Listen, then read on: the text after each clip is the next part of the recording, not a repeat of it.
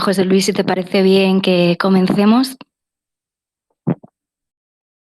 Excelente. Muy buen día a todos, muy buenas tardes, en donde se encuentren, en cualquier parte de Iberoamérica. Damos una cordial bienvenida a este segundo webinar de inteligencia artificial. Este ciclo de webinars que son impartidos por MetaRed TIC y sus redes, y que pues tienen este gran objetivo de que las universidades iberoamericanas estén inmersas en esta tecnología que está transformando el panorama en esta educación superior. El día de hoy, pues, nos vamos a enfocar a temas que tienen que ver con las herramientas en el uso de la inteligencia artificial, pero extendidas a las aulas.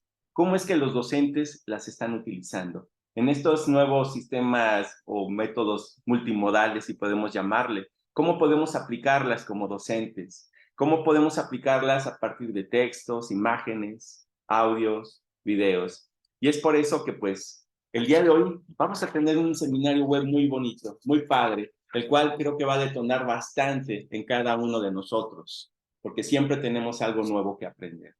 El día de hoy, pues, vamos a tener el panel denominado Orquestando tus contenidos educativos, cómo utilizar la inteligencia artificial para crear y adaptar contenidos docentes basados en texto, imágenes, video y audio. Para lo cual, pues tenemos a un gran ponente, a un gran experto, el maestro doctor Carlos González Morcillo, quien nos acompaña de la Universidad de Castilla-La Mancha, España, quien nos va a compartir generosamente todo lo que él ha aplicado, todo lo que él ha aprendido, todo lo que él ha estudiado, incluso que ha generado a partir de estudios doctorales. Creo que eso es muy importante. Para eso, pues, te doy la bienvenida en primera instancia, Carlos González, y qué gusto saludarte, conocerte desde la Ciudad de México. Hola, muchas gracias. Encantado de estar aquí. Muy bien. Bueno, pues si me permiten, voy a leer una breve reseña de esa ruta de vida que ha tenido Carlos. Carlos es catedrático de la Universidad de la Escuela Superior de Informática de la Universidad de Castilla-La Mancha.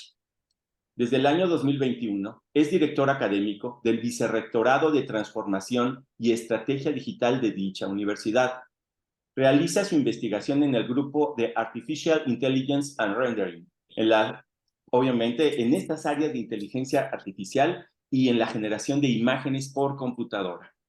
Su tesis doctoral, como les comentaba hace un momento, es una tesis doctoral europea, en donde se enfocó en la generación de imágenes 3D mediante inteligencia artificial distribuida. Además, es fundador y director creativo de Furious Koalas, una spin-off de dicha universidad especializada en inteligencia artificial y en realidad mixta, y que ha sido galardonada como una empresa joven del año 2022 por parte del Colegio de Ingenieros Técnicos de Telecomunicación de Castilla-La Mancha. Entonces, Carlos, de verdad, muchas gracias por estar en este seminario web de MetaRed TIC, y de verdad creo que va a ser un gran momento para que podamos detonar entre los docentes estos temas que tienen que ver como llevar a la práctica estas herramientas de la inteligencia artificial, y qué mejor que con un experto como tú.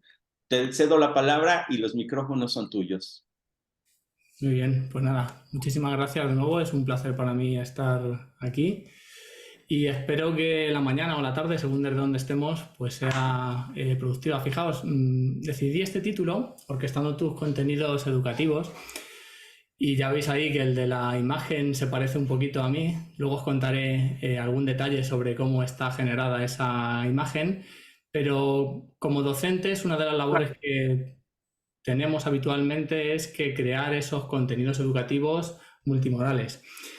Para focalizar un poco el tiro, me he basado en algunas de las líneas estratégicas que ya se definen en el informe EDUCOS, en este informe que está creado por esta organización sin ánimo de lucro, que tiene más de 2.000 instituciones internacionalmente. En el último informe que han hecho identifican algunas ideas clave que están, las discuten o las analizan con dos ideas que aparecen inicialmente polarizadas. Por un lado, si la inteligencia artificial va a suplantar la actividad humana, en concreto la del docente, y aquí es en donde nos entra un poco de miedito, o la necesidad aparentemente contraria de que haya mucha más humanidad en toda la actividad.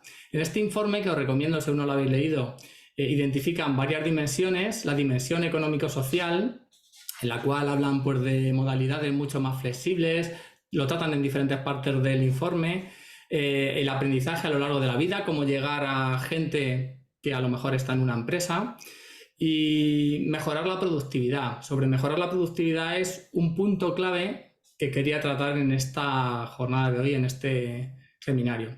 Luego tratan otras dimensiones también, como por ejemplo la dimensión tecnológica, este high flex, altamente flexible, y apuestan porque este paradigma de educación sea lo más flexible posible, que tengamos estudiantes que asisten presencialmente, que haya estudiantes que lo hacen online síncrono y estudiantes que sean online totalmente asíncrono, que puedan consumir el contenido de las clases cuando ellos quieran. Aquí, evidentemente, esa generación de contenidos en sí pues tiene una gran importancia. Integración de inteligencia artificial en nuestros sistemas de gestión del aprendizaje, pues ya sea Moodle o ya sea Blackboard o lo que sea. Y democratización en la creación del contenido digital, que es el punto en el cual nos íbamos a centrar hoy. Y aparte de otras, como por ejemplo microcredenciales, que es de la que se está hablando mucho.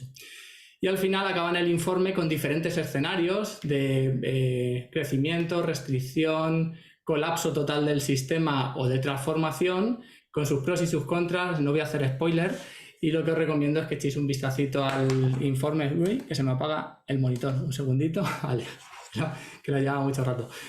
Dentro de esto, en otro informe que hizo también Educos, identifican cómo se puede aplicar la inteligencia artificial en diferentes ámbitos. Y dicen, para los docentes, ayuda al pensamiento, brainstorming, generación de resúmenes, análisis de información, generación de preguntas, búsqueda de referencias, etc. O sea, cómo utilizar esta inteligencia artificial para romper un poco ese miedo al folio en blanco, ¿no? Aligerar la carga, y aquí hablamos de herramientas de productividad y de ese trabajo que puede ser más o menos repetitivo, pues generación de emails, primera versión de ciertos informes, esperemos que no la última, revisión de documentos, etcétera. O sea, cómo aligerar la carga que tenemos como docentes con tareas que a lo mejor apoyados o ayudados de esta inteligencia artificial las podemos hacer de un modo mucho más eficiente. Y por último, desarrollo de contenido, que es el punto central del seminario, aunque iré tratando también algunos otros temas que se han identificado en este informe Educos. Creación de imágenes y vídeos, generación de exámenes y temarios, con generación textual, claro, programación. En esto no voy a centrarme, pero bueno, es extensivo también hacer programación. Yo como profesor de informática, pues ya este año lo he sufrido claramente, bueno, sufrido, no sé si es la palabra, no sé si es el verbo, pero tengo constancia de que mis alumnos coprograman con estas inteligencias artificiales, ya sea con Copilot o directamente desde GPT. Oye, Carlos, yo creo que sí es sufrida la palabra correcta. Y en lo que platicamos, mira, vamos a ver un ajuste de pantalla. Nos están pidiendo que ajustemos la pantalla a tamaño completo, pero definitivamente, sí, los profesores lo han sufrido y definitivamente es parte del diario que hacer en esta labor docente, definitivamente. No sé si podemos ver ese tema de la pantalla principal. Nos comentan que se ve un poco pequeño y si lo podemos agrandar. Obviamente parece que se está viendo todo en modo galería. O sea, así Susana, es. o sea, me han mandado varias capturas. Si puedes fijar vamos a intentar solucionarlo. Oye, Carlos, y en lo que se solucione este tema, creo que sería bien interesante. Por ejemplo, yo creo que tú has tenido mucha experiencia, porque ahorita nos estás contando parte del resumen de tu recorrido, de lo que has experimentado y cómo has llegado a tener pues ya estas conclusiones que ya estás aplicando. Pero seguramente en ese recorrido, como académico, como docente, como investigador, has tenido una serie de experiencias o anécdotas que podrías compartirnos seguramente. Bueno, con todos estos sistemas, estos modelos fundacionales, a ver, llevo trabajando en inteligencia artificial pues desde antes de terminar la carrera, que ya me estuve enfocando en estos temas, pero la verdadera revolución y el boom que ha habido de todo el uso de estas herramientas empezó en verano del año pasado, antes de terminar, bueno, el verano aquí en España, ¿no? Antes de terminar la última evaluación ya tenía constancia de algunos alumnos que estaban utilizando GPT-3, que era lo más avanzado que había en aquel momento. Y a lo largo de este curso académico, bueno, ya cuento con que utilizan GPT para la resolución de las tareas. Entonces, la labor principal o una de las cosas que hago antes de enviar cualquier tarea es comprobar si GPT es capaz de resolverla o no. Porque lo que quiero es tener ciertas garantías de que se están esforzando y de que son capaces de hacer lo que les estoy pidiendo. Entonces, hay que tener en cuenta tal. En el caso de mi asignatura es bastante fácil, porque estos grandes modelos de lenguaje, os quería hablar de ello un poquito más adelante, aún no son multimodales y entonces todavía no son capaces de interpretar, al menos la versión que tenemos nosotros pública, no son capaces de interpretar resultados basados en imagen. Entonces es bastante sencillo en una asignatura de informática gráfica pedirles que emulen cierto contenido que tienen que representar, tienen que conseguir cierta salida en pantalla y es muy difícil mediante texto darle esas indicaciones al programa para que te programe un script o un programa, en ASIC en este caso, para que dé ese resultado. Pero en otras disciplinas probablemente sea mucho más complejo y mucho más difícil. Ya me ven en pantalla completa, estoy viendo en el chat, ¿no? Y ya está todo perfecto. Oigan, y aprovechamos para comentar que esta transmisión, Carlos, por cierto, se está haciendo con traducción simultánea en portugués para todos aquellos que no están entendiendo, puedan hacerlo. Y pues adelante, Carlos, por favor, y muchas gracias por la paciencia. Muy bien, nada. Espero que el traductor no me odie mucho porque suelo hablar bastante rápido y sé que no se lo estoy poniendo nada fácil. Con mucho cariño, Gabriel. Espero que al final me sigas hablando cuando acabemos. Bueno, sigo. Entonces, desarrollo de contenido. Han pasado muchas cosas. Esto no es nada nuevo. Fijaos, en octubre del 2018 hubo ese señor que vendió el primer retrato pintado por inteligencia artificial solo por $400.000, una cantidad pues algo significativa. Me hizo gracia ver la firma del cuadro. Esto no tiene nada que ver con los sistemas que estamos utilizando hoy en día. Esto era un modelo de generación que no era un modelo de generación con difusión, sino que era una técnica previa, pero aún así ya teníamos ejemplos claros de inteligencia artificial generativa, y de eso es de lo que vamos a hablar. El mercado de la inteligencia artificial generativa, la previsión a 5 años es que, pues ya veis ahí, en 2023 $11,3 billones y que pasemos en 5 años a cuatriplicar el valor de negocio. Por eso es un buen momento en el cual estar estudiando todo esto. En muchos seminarios, en muchos cursos hablamos normalmente de innovación educativa. Y no sé si os va a gustar el enfoque que le voy a dar a este seminario. Espero que por lo menos nos vayamos con cierta intranquilidad. Innovar, si buscamos en el diccionario de la lengua, dice del latín innovare, y claro, innovar, me gusta mucho esta tira cómica de Forges que dice, ¿qué te ha tocado de comentario de texto? Un código de barras, y se tenía que llegar, sí. Innovar, muchas veces lo entendemos con la primera acepción, mudar o alterar algo introduciendo novedades. Pero esas novedades son simplemente novedades, no tienen por qué ser buenas. Entonces, cuidado con innovar, porque innovar de por sí no tiene por qué ser bueno. Me gusta mucho otra acepción que viene en el diccionario que dice volver algo a su anterior estado. Y sobre eso quería enganchar también la temática de este seminario, porque sufre un poquito de neomanía. No sé si conocéis el término que yo la primera vez que lo leí fue de Nassim Taleb, el autor de Antifrágil y el Cisne Negro y todo esto, y del efecto Lindy. Dice, llevamos escuchando Beethoven 200 años, llevamos escuchando a los Beatles desde hace aproximadamente 60, y a otros autores, afortunadamente, desde hace menos tiempo. Cuando pasen otros 100 años, ¿cuál de estos autores creéis que vamos a seguir escuchando? Pues muy probablemente a Beethoven, casi seguro que también a los Beatles y afortunadamente a otros no. Y dice Nassim Taleb, el efecto Lindy dice que los elementos basados en información envejecen al revés. Cuanto más tiempo persisten, más tiempo es probable que sobrevivan. Y sobre este punto quería que reflexionáramos todos en este seminario.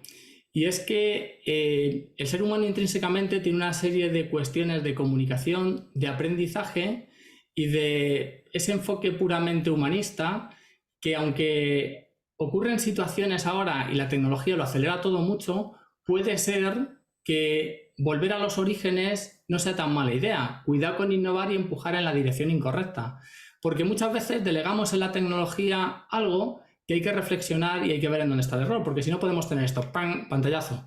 Windows detectó un problema en su sistema educativo. Haga inmediatamente una copia de seguridad para prevenir cualquier pérdida de información relevante y póngase en contacto con las autoridades para determinar si es necesaria otra reforma educativa. Aquí en España nos encantan las reformas educativas. Iniciar proceso de reparación o preguntarme más tarde, probablemente sea culpa de otros o no sea un problema al que deba prestar atención en la actualidad. El intérprete está disfrutando de la locución rapidita que hago. Dejadme que os resuma la historia de la tecnología en 3 minutos. Mirad, todo empezó con la era de la información oral, en el que la transmisión del conocimiento humano se hacía únicamente por vía oral, de tal modo que cuando el sabio o los sabios de la tribu morían, se perdía gran cantidad de conocimiento. La tecnología siempre tiene una repercusión sobre el impacto laboral. Cualquier tecnología que ha ocurrido siempre tiene su impacto en ciertas profesiones o en ciertas tareas que se transforman. Era de transmisión oral, luego vino una tecnología que nos permitió condensar ese conocimiento y guardarlo, que vino la era de la información escrita. Con esos primeros escritos pudimos almacenar, esta solución tecnología nos permitió almacenar el conocimiento. En esta época los procesos de enseñanza-aprendizaje eran 1 a 1. Un maestro normalmente enseñaba a 1 o 2 aprendices, previo al siglo XIV. ¿Qué ocurrió en el siglo XV? Ocurrió otra revolución tecnológica que cambió todo mucho. La imprenta de Gutenberg permitió hacer copias de ese conocimiento escrito y ya no había que hacer las copias manuscritas. Por tanto, se democratizó el acceso a esa información. Ahí veis una página de la primera Biblia de Gutenberg que, fijaos qué curioso, copiaba el efecto manuscrito. No eran las letras que conocemos hoy en día, ni Arial, ni Times New Roman, ni nada de esto, sino que trataba de imitar lo que se conocía hasta el momento. Gracias a la imprenta se crearon las primeras universidades para tener acceso a ese conocimiento, y esas primeras universidades, en esa pintura, en este fresco del siglo XV, vemos que tenían los mismos problemas que tenemos hoy en día. De 23 personas que hay en clase, 15 no están haciendo ni caso, están mirando a otro lado. Incluso hay uno que veis ahí que se está durmiendo directamente en clase. Lo que tenemos hoy en día, ya os digo.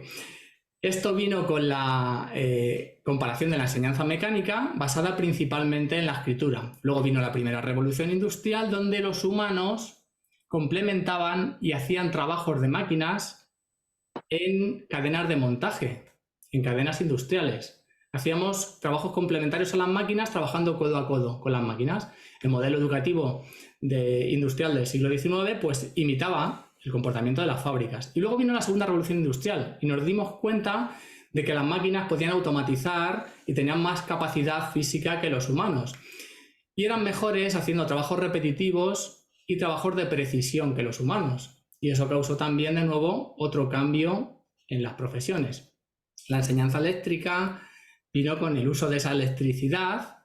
Yo he vivido esto en clase, el uso de este tipo de proyectores, y un poquito antes protestas contra cierta tecnología de los profesores de matemáticas contra el uso de la calculadora. Luego la era de las tecnologías de la información hizo que cualquiera pudiera ser un productor de información. Gracias a Internet la gente podía colgar la foto de sus gatos o sus divagaciones mentales en una página web. Y así hablamos de que el año que yo acabé la carrera, hace ya, en el 2002, comenzó la era digital, porque el 50% del conocimiento que manejábamos como humanidad estaba en formato digital. Ya en 2017, el 99% de la información que manejábamos como humanidad estaba en formato digital. Y esto da comienzo a la tercera revolución industrial. Ese conocimiento disponible a coste cero de todo el mundo tuvo su cierta repercusión. Todos conocemos esto, ¿verdad? Y muchos lo conocemos también en Latinoamérica, entiendo, sí. Y noticias como esta, de que descubren que un juez basó su sentencia en lo leído en Rincón del Vago, ¿vale? Copió directamente lo que había pasado. Esto, hasta hace muy poquito, era, bueno, lo normal. Como os digo, metemos capa de tecnología en las clases y esto puede ser una clase magistral de las que tenemos hoy en día. Un proyector, el profesora dando clase y una horda de pantallas en clase que lo que nos crean son un montón de problemas de atención dividido. Y además con la sensación de que somos más productivos porque estamos siempre on. Si os preguntara ahora mismo quién de vosotros puede recibir un mensaje en alguna plataforma de comunicación, tipo Telegram, WhatsApp, Signal o lo que sea, o el notificador del correo electrónico, ¿creéis que somos más productivos? Si yo os preguntara ahora, ¿cuántos de vosotros habéis fumado un porro de marihuana antes de asistir al seminario? Está el chat, no veo las respuestas del chat, qué pena. Pero la vas a ver, da un segundo que la vas a ver. Déjalo. No, dicen ninguno, ya, claro. Bueno, pues a la pregunta anterior supongo que muchas habéis respondido que sí. Fijaos, sabemos que estar siempre online empeora al doble los test de inteligencia que fumar marihuana, según un informe del College London University. Esto tiene una repercusión importante y es que estamos metiendo capas de tecnología de pantallas cuando sabemos por la ciencia que el efecto que tenemos es el contrario. Afortunadamente algún país ya ha dado marcha atrás en esa electrificación de la educación, porque competencia digital posiblemente sea otra cosa y no simplemente meter tablets en el aula, sino hay que hacer una reflexión de qué es lo que estamos haciendo. Así que comenzamos la era de la inteligencia artificial más o menos en el 2010. Esto no es algo nuevo, la inteligencia artificial está con nosotros desde los años 50. De hecho, el fundamento en el cual se basan todos estos grandes modelos de lenguaje y todas estas tecnologías de síntesis de imagen es el perceptrón, que es la base de las redes neuronales que ya existían hace un montón de años. Y ocurrieron cosas muy significativas, como que Kasparov perdió contra el Deep Blue en el año 97, Watson, el sistema de IBM que da diagnóstico médico, venció a los campeones de Jeopardy, de un concurso de la televisión estadounidense que hacen preguntas con juegos de palabras, etc. Y AlphaGo recientemente ganó al campeón del mundo de Go, de un juego de estrategia japonés que es mucho más complejo que el ajedrez. De hecho, posiblemente tengáis en el bolsillo algún chip que está específicamente dedicado a la inteligencia artificial. El 80% de los móviles que tenemos ahora mismo ya tienen chips que están específicamente optimizados para este tipo de tratamiento. En definitiva, un tsunami de disrupción. Disrupción que ha tardado en llegar desde los años 50. Hay tecnologías disruptivas que han tardado mucho. El coche eléctrico, veis, lleva con nosotros más de 100 años. Hasta que las baterías no han sido lo suficientemente potentes y se han mejorado algunos aspectos, no ha estado a la venta. La foto digital tardó también mucho tiempo en tener la resolución suficiente para que los profesionales lo pudieran usar. O el teléfono móvil, hasta que no le enganchamos en realidad la capacidad de conectar a Internet, hasta el 2007 no hubo la revolución de móviles y de smartphone que tenemos hoy en día. ¿Y qué ha cambiado? Básicamente dos cosas. Primero, según la ley de Moore, cada 2 años se duplica la potencia del procesador. Cada 2 años tenemos ordenadores, más o menos son el doble de potentes. Y esto es algo que necesitamos hoy en día para estos modelos fundacionales y este deep learning, este tipo de red neuronal de aprendizaje automático, que es lo que está revolucionando todo el sector de la inteligencia artificial. Y por otro lado son modelos de caja negra y esto tiene su repercusión, que es casi como magia. O sea, no se programan explícitamente para que hagan eso. Una vez que se han entrenado es muy difícil modificar el comportamiento, porque tratan de imitar más o menos algo así como lo haría una red de neuronas con su sinapsis y su transmisión de información. No hay un programa que se pueda leer línea a línea y que te diga cómo está funcionando. Entonces, depurar y cambiar el comportamiento de estos modelos es complejo. Para que se entienda, me gusta poner este ejemplo del panel que hay que resolver utilizando letras. En un modelo de inteligencia artificial clásico, diríamos, no se pueden repetir letras que ya existen y la palabra tiene que existir en castellano. En otoño suele haber un olor a muy fuerte. José Luis, ¿te atreves a resolver? ¿Nos atreve alguien? Vale, ahí lo estamos viendo. Hierba ponemos en el... Venga, pues entonces, la inteligencia artificial podría ver todas las palabras en diccionario que caben con una búsqueda, simplemente luego descartar todas aquellas que ya tienen letras que están repetidas y nos quedaríamos con hierba. Tierra no podría ser porque ya está fuerte, que tiene la T, ¿vale? Entonces tierra mojada no podría ser. Sí, está puesto para pillar, efectivamente. Es un ejemplo puesto para pillar. Pues este otro ni os digo. Mirad, ¿y cómo lo haría la inteligencia artificial ahora? Tendríamos este otro panel, prolongaciones inferiores que se encogen y se estiran. ¿Resolvemos? A ver el chat. Bueno, claro, como lo estamos viendo, efectivamente, bueno, habría varias que podrían entrar, ya he visto alguno que se ha confundido. Podrían ser tentáculos y a lo mejor podría ser otra palabra. ¿Cómo se haría más o menos ahora? Pues buscaríamos las palabras clave en el título y buscaríamos en todo el conocimiento que hay volcado en Internet o con el que hemos entrenado y sin entender nada de lo que está pasando, pondríamos prolongar inferior, encoger, estirar, tentáculo y obtendríamos 10.800. Testículos no podría ser, pero da igual, probaríamos también porque no hemos hecho ese sistema de reglas y simplemente por probabilidad veríamos cuál es la que mejor cabe, ¿vale? Es un modelo muy distinto y nos quedaríamos con tentáculos. ¿Qué ocurre si la gente empieza a publicar entradas de blog y asocia encoger, estirar, prolongación inferior con testículo? Que podría ser que el sistema decidiera que es testículo, porque en realidad no está entendiendo lo que pasa.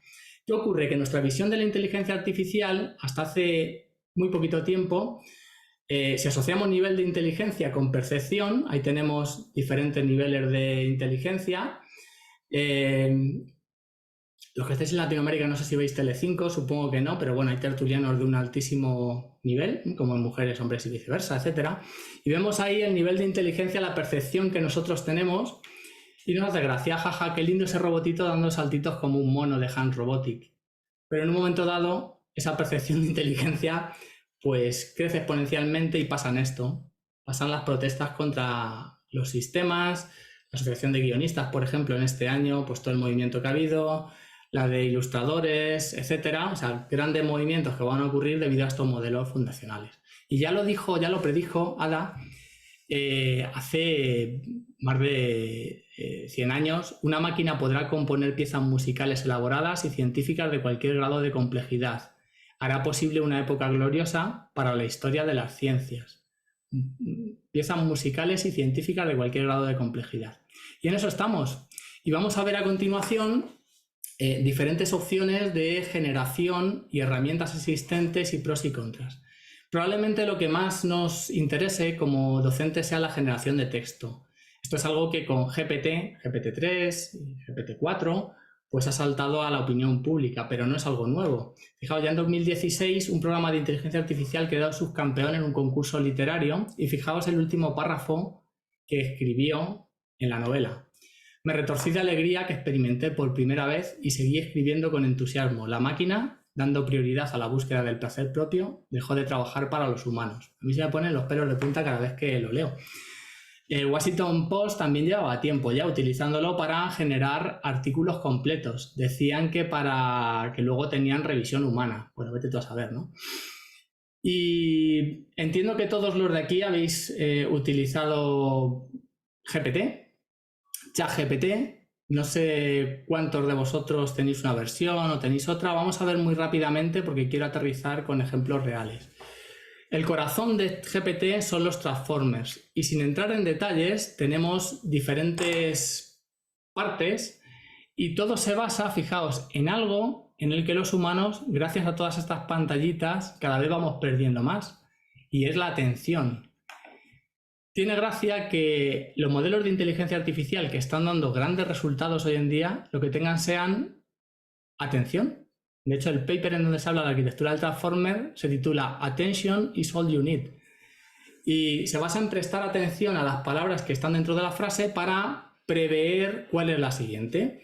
Básicamente lo que tenemos en el corazón de ChatGPT, lo que tenemos es algo como esto. Este es el playground de OpenAI.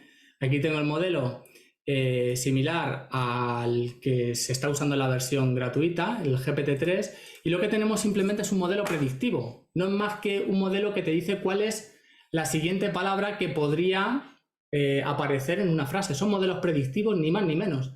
No entienden lo que le estamos diciendo antes. Juegan con probabilidad y te dicen, conforme a los tokens, al texto que aparece antes, que es probable que aparezca a continuación. Por ejemplo, si yo escribo en un lugar de La Mancha, vamos a ver cómo a partir de aquí lo que es probable que salga es: había una vez un hidalgo con nombre Don Quijote de la Mancha. Don Quijote era un caballero romántico, bla, bla, bla, bla. Pero si digo en un lugar de La Mancha de cuyo nombre no quiero acordarme, vivió un hidalgo de los de Lanza Astillero. Aquí lo que me está haciendo es darme exactamente la entrada del Quijote. Pero si digo en un lugar de La Mancha de cuyo nombre no tenemos constancia, ocurrió el siguiente suceso. Le doy y va a continuar. Bueno, aquí se sigue con la historia, vaya, se ha metido en todo esto. Si yo empezara a redactar los apuntes de mi asignatura, podría darle y seguiría escribiendo en el punto en donde yo lo he dejado, teniendo en cuenta el idioma en el cual he escrito antes, el tono que he utilizado a la hora de escribir, si estoy formal, informal, o lo que sea. Pues, por ejemplo, si quiero escribir no sé, sobre un tema mío, sobre shaders, ¿no? Pues podría escribir: un shader es un fragmento, y aquí supongo que continuará, de código de computadora que es usado para calcular la apariencia de un determinado píxel o imagen, bla, bla, bla, bla. ¿Veis? Podría poner aquí, podría continuar y hacer una escritura colaborativa. Cuando utilizamos ChatGPT, en realidad este comportamiento está encapsulado dentro del propio ChatGPT, pero por debajo no hay más que un modelo de estos probabilísticos, los cuales se puede jugar con el parámetro de temperatura para que el resultado sea más o menos aleatorio, y para evitar que se repitan palabras o tokens. Un token es un fragmentito de una palabra de las que hemos puesto antes. Todos estos parámetros, cuando estamos programando y usando el corazón de ChatGPT para otras herramientas, todo esto lo podemos tocar. Cuando utilizamos directamente ChatGPT, ya estamos trabajando directamente con una interfaz que nos permite consultar. Y el tamaño importa. Fijaos, GPT 3,5 se publicó el 30 de noviembre del 2022 y GPT 4 en 2023. Mientras que GPT 3 tenía 2000 tokens para darle el contexto, que es toda la información que le damos a la hora de realizar una determinada tarea, eso ha ido aumentando y GPT 4 actualmente permite 32.000 tokens. Los tokens, como os digo, de cada palabra en castellano, pues suele tener un tamaño de entre 2 y 3 tokens. Cuanto más contexto podemos darle, el contexto es todo el texto que nosotros le metemos a ChatGPT para hacer una tarea, tareas más complejas y más conversación con este GPT podemos tener. Si no pagáis la versión premium de GPT no pasa nada, pero estamos perdiendo gran capacidad de razonamiento. Algún compañero o compañera me ha dicho: Carlos, es que esto se inventa cosas, alucina, ¿no? Cuando le pedimos referencias científicas hay veces que alucina, efectivamente. Y te habla con una certeza que se parece a mi cuñado. O sea, a mi cuñado en las conversaciones de Navidad, que te lo dice con un aplomo que dice: joder, este tío sabe. Y luego rascas un poco y ves que no, que se lo ha inventado. Pues GPT-4 alucina mucho menos. Y aquí tenemos los resultados de los exámenes, de ciertos exámenes normalizados que hacen en Estados Unidos, y vemos cómo GPT-4, aparece en color verde, supera con mucho la versión gratuita. Hay también un ranking en donde se estudian diferentes modelos de lenguaje. No solamente existe GPT, sino que, como veis ahí, pues está Claude, que os voy a enseñar, que está hecho por antiguos trabajadores de OpenAI, de la gente que ha hecho ChatGPT. Está el Claude. Están también modelos open source y destacaría sobre todo Llama. Si no lo conocéis, Llama es un gran modelo de lenguaje similar a lo que hace ChatGPT, pero liberado por la gente de Meta, y sobre la cual se han hecho adaptaciones, como veis ahí, Vicuna, y que nos permite a la gente de las universidades, investigadores y quien quiera hacer desarrollos y utilizar estas capacidades que tienen estos grandes modelos sin pasar por una multinacional que está controlada por Estados Unidos, lo cual en algún punto puede ser muy interesante. Entonces, a nivel de hacer desarrollos propios, tiene mucho sentido utilizar estos modelos open source. ¿Y qué se puede hacer con ChatGPT o con Vicuna o con Llama o con Claude? Un montón de cosas. Pero es muy importante lanzar el prompt y la consulta bien. Una consulta bien lanzada se le puede decir, escríbeme lo que sepas sobre las hormigas y te dará un resultado. Ahora bien, es distinto si le dices, actúa como un experto en lo que sea. Luego le das el contexto. Quiero crear un mapa mental para entender mejor los conceptos generales sobre IA. Genera un mapa mental para entender la IA, los diferentes modelos y tipos de algoritmos. Como formato de salida me das un Markdown. Incluye una descripción breve sobre cómo la IA puede apoyar la educación, utiliza un tono formal pero divulgativo. Esto sería un prompt bien hecho, en el cual estás diciendo cómo quieres que actúe, cuál es el contexto y cuál es la acción específica que quieres conseguir. Cuanto más explícito seas, mejor resultado vas a tener. Por ejemplo, este prompt es el que yo le he puesto aquí al ChatGPT, ¿veis? Y entonces me ha generado, le digo que me lo genere en Markdown para meterlo en una herramienta online que es MarkMax. O sea, hay mucho más allá con estos modelos de generación de texto de cosas que se pueden hacer. Si le dices que te dé este mapa mental, bueno, primero me lo ha dado mal y luego le he tenido que pedir, oye, que me lo des en código formato Markdown. Entonces el cabezón ya se ha dado cuenta y ya me ha dado el código correcto. Fijaos, con esta herramienta online, con MarkMax, puedes pegar el código que te ha generado ahí y directamente, esto es guapísimo, te genera un mapa mental con todo lo que le he pedido, que se podría incluso descargar como formato vectorial o incrustar en nuestro LMS. Fijaos, inteligencia artificial generativa, clasificación basada en la tarea, en el modelo, tipo de aprendizaje, herramientas y bibliotecas, aplicaciones, retos y limitaciones, ¿veis? Y se pueden ir plegando, desplegando. Entonces, estos modelos del lenguaje, aparte, se pueden utilizar para muchas más cositas. Quería comentaros algo que me llamó la atención recientemente y es un paper en el que hablaban de cómo resolver problemas. Algunos compañeros también me han dicho, es que falla, Carlos, cuando le ponemos a resolver problemas universitarios, ¿no? Y está ese artículo publicado recientemente, en mayo del 2023, que habla de la resolución de problemas. Lo publicaron la gente de Google DeepMind, ¿vale? De todos los que están detrás del AlphaZero y del aprendizaje por refuerzo, etcétera. Y en resolución de problemas, la idea básica es, la verdad es que es muy sencillo y muy potente. Este es el prompt que nosotros hacemos habitualmente. Le das una entrada, bla, bla, bla, y te pone una salida. Pero en resolución de problemas complejos podemos forzar la máquina para que haya un pensamiento arborescente, de tal modo que se vayan explorando diferentes soluciones con un árbol de pensamientos y al final llegar a un contexto, a un resultado consensuado. Fijaos, se podría hacer algo como esto. Actúa como 3 expertos en lo que sea. Cada uno de ellos va a plantear una hipótesis distinta para resolver el siguiente problema. Es importante que cada uno plantee una línea de razonamiento distinta. Cuando hayan terminado, quiero que continúe la conversación entre los expertos para que contrasten los resultados y lleguen a una conclusión consensuada. Es importante que haya vocación de aceptar la posición más razonable por parte de los demás. Es importante que esa conclusión sea con un valor numérico, en el caso de un problema numérico, si no, no, ¿vale? Pero habitualmente suelen ser problemas numéricos.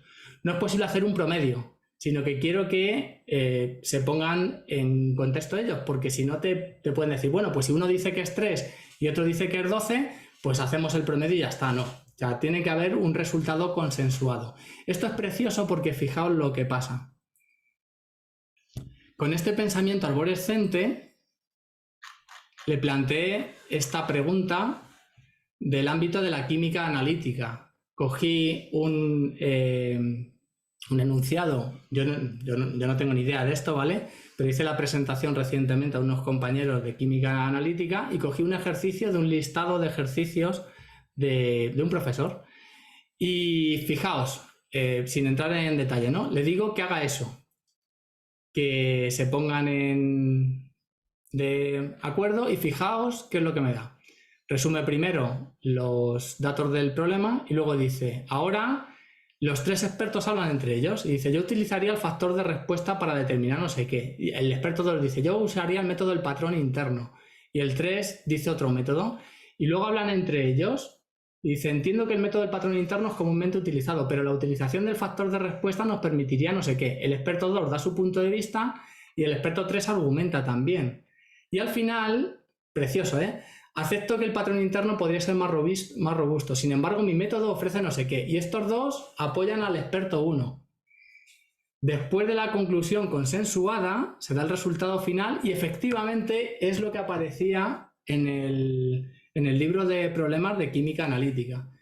Es un modo de resolución que si lo preguntáis directamente es muy probable que no obtengamos el resultado correcto. Y simplemente con esto, este tipo de pensamiento arborescente, normalmente converge, luego podéis leer el paper, en muchísimas más ocasiones converge a la solución correcta, simplemente utilizando el método correcto a la hora de preguntarle. Y de aquí ya tenemos cosas como esto, un tutor personal. Desde mi spin-off estamos haciendo ahora un sistema de tutorización para cualquier ámbito de conocimiento, de tal modo que se puedan hacer tutores específicos para una asignatura, de tal forma que tú le inyectas el conocimiento, utilizando Llama, este motor libre, podemos hacerle consultas y obtener cualquier tipo de respuesta específico con materiales específicos. No estamos utilizando el motor general, que probablemente tenga muchos errores, sino que estamos alimentando con información específica sacada de los manuales o de los contenidos que están bien curados y que están supervisados por el profesor. Khan Academy tiene su propio tutor utilizando estas herramientas. ¿Qué es lo siguiente que va a venir? El aprendizaje multimodal, donde le vamos a poder preguntar a partir de imágenes. Esto lo presentaron en abril del 2023, estamos toda la comunidad científica loca para que nos den acceso y no nos dan, pero le podemos preguntar una imagen de, y GPT te dice una imagen de una señal de aparcamiento que dice, esperando, por favor apague su motor. O le podemos preguntar, si quiero reiniciar mi ordenador, ¿en qué botón tengo que pinchar? Y te dice, pulsa OK. O qué gracioso de esta imagen.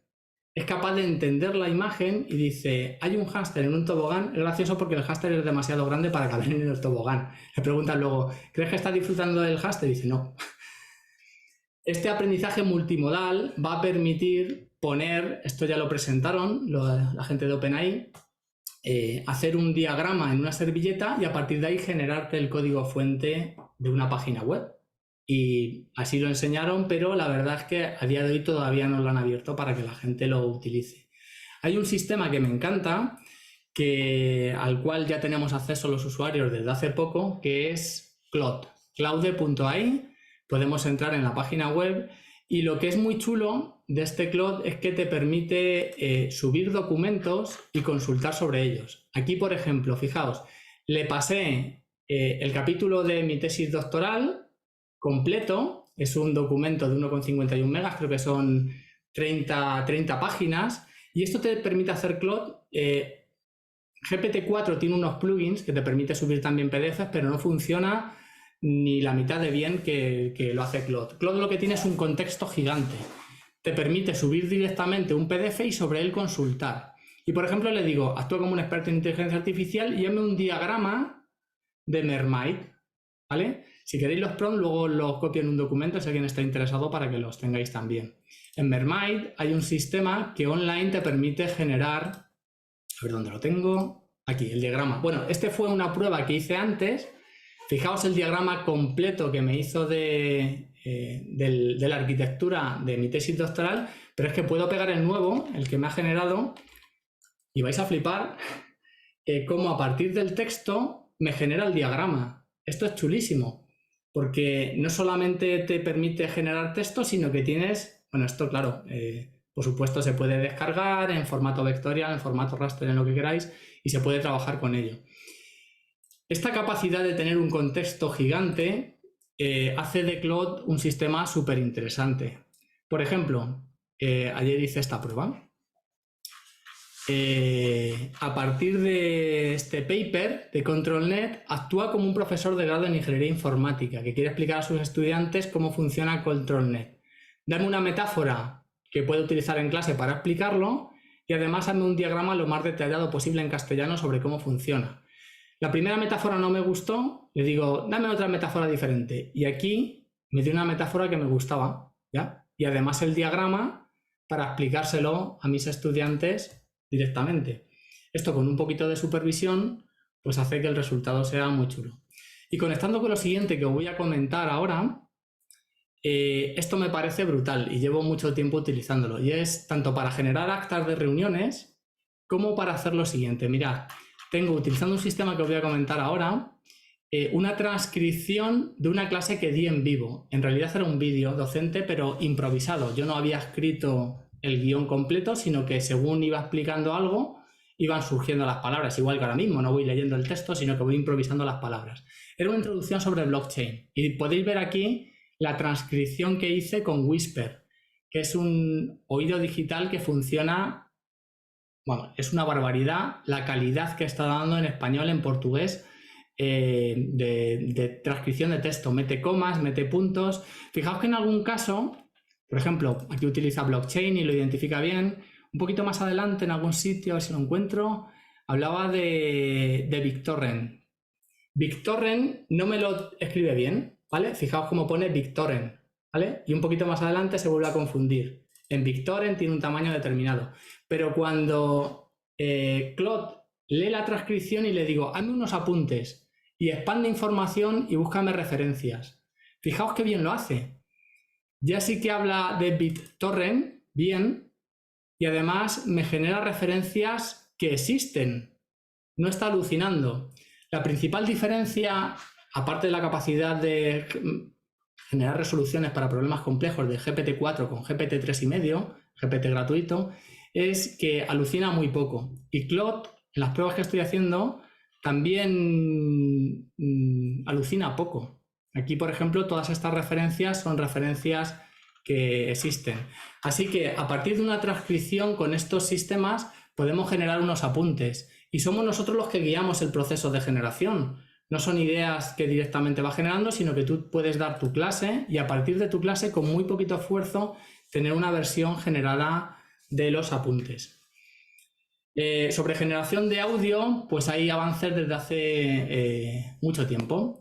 Podéis jugar con Open Jukebox, esto existe desde hace 3 años ya. Open Jukebox utiliza modelos de generación de tal modo que tú le pasas el inicio de una canción y después de 20 segundos, en este caso, le he pedido que continúe y que me genere la continuación de la canción. Los que estáis escuchando el audio con transcripción, creo que van a ponerlo para que lo podáis ver. Entonces, he elegido un par de canciones que me gustan a mí. Green Day, supongo que conoceréis el tema este. Los primeros 20 segundos es la canción original y luego pasamos directamente, cuando veis que aparecen los robotitos, es música generada con este Open Jukebox que está a disposición de todos, es software libre y podéis jugar con él. Mirad.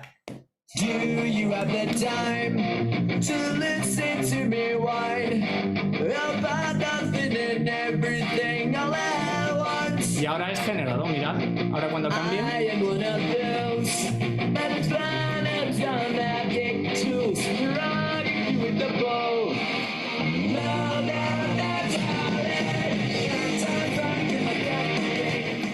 Y esto es un ejemplo solamente. Podíamos generar otra muestra y otra versión distinta. ¿Podrá con Queen también? Vamos a ver.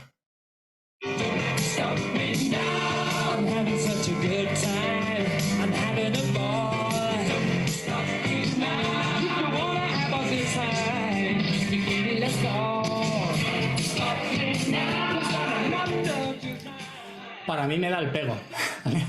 Yo me lo creería que es Freddie Mercury el que está cantando. Mirad, el sistema del que os he hablado antes es Whisper.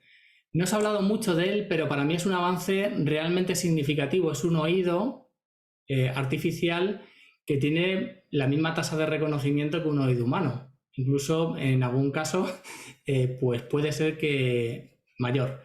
Este software, que además es libre, Whisper, permite pues eso, hacer una transcripción del audio. Y a la inversa también existe. Mirad, tengo aquí un ejemplo os lo voy a enseñar en vivo, Eleven Labs, que te permite clonar tu voz. Y a partir de tu voz clonada, simplemente hay que subir unos minutitos de audio limpio. He hecho varias pruebas, aquí tengo Carlos Instant limpio y aquí pues puedo generar el audio directamente. Hola, esto es una prueba de generación de audio. Mirad a ver si os parece que es suficientemente realista.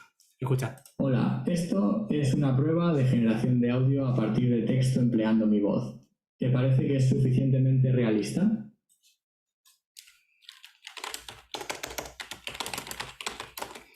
Además es un servicio que va bastante rápido, mirad. Le damos aquí. Yo me lo creo. Yo me lo creo, pues yo también. Este es un servicio que se puede conectar con otras herramientas como las que os voy a comentar ahora, ¿vale? Ya os digo, simplemente hacen falta unos poquitos segundos de audio para hacer ese clonado de voz. Cuidado si recibís una llamada de vuestra esposa pidiéndoos dinero porque se ha quedado con el coche por ahí tirada y no puede continuar, porque a lo mejor no es vuestra esposa. Le tendréis que hacer alguna pregunta para verificar que es quien dice ser.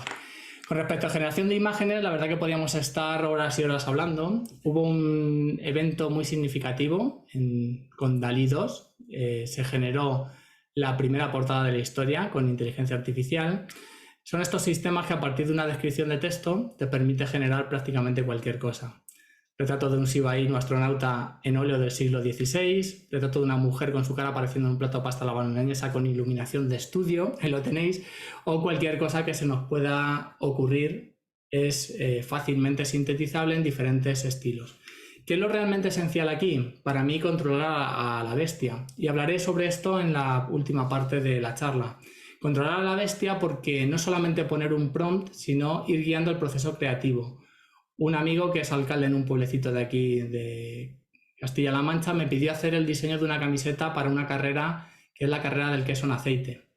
Y a mí se me ocurrió, con mi alarde de creatividad, pues poner unos quesos corriendo. Esa fue la primera propuesta que generé con DALL-E. Y cuando encontré uno que me gustó, después de hacer unas cuantas pruebas, simplemente poniéndole el texto, un queso corriendo, render en 3D, pues fui depurando con una herramienta que se llama InPainting, que te permite elegir zonas y corregir. Ahora os puedo enseñar un ejemplo si me queda tiempo. Los ojos, por ejemplo, no me gustaban y decía ojos de tipo Pixar. Las zapatillas, y luego dije, vale, los guantes no me gustan, ponle guantes y ponlo sonriendo. Y al final convergí en 10 minutitos al diseño de la camiseta. Es muy importante este proceso de poder corregir y de poder adaptar el resultado. Ahí podemos ver a los niños de la carrera de Villajosa. Estos grandes modelos fundacionales, tanto los modelos textuales como los modelos basados en imágenes, lo que se pueden hacer es adaptar a nuestras necesidades. Pensad que estas imágenes esas estaban hechas con DALL-E 2, un modelo generador de imágenes que me gusta mucho es Stable Diffusion. Costó el entrenamiento alrededor de $600.000. Pues es un dinerillo, aparte de un montón de horas. ¿Qué es lo que se hace? Buscar formas de entrenar y adaptar nuevos conceptos para que no haya que hacer un reentrenamiento completo. Dreambooth fue un proyecto que hizo Google basándose en Stable Diffusion y te permite entrenar ciertos conceptos. Funciona muchísimo mejor que el Text Inversion, que apareció más o menos en la misma época. A partir de fotografías de un individuo, en este caso pues son fotos mías de diferentes puntos de vista, se entrena y luego puedes pedir imágenes del susodicho. Lo bonito de esto es que, claro, para llegar a una imagen que te guste, a lo mejor es muy complejo dando instrucciones, porque uno de los módulos, que es el módulo de clip, que es el módulo que te interpreta texto, no está entendiendo lo que le estás pidiendo.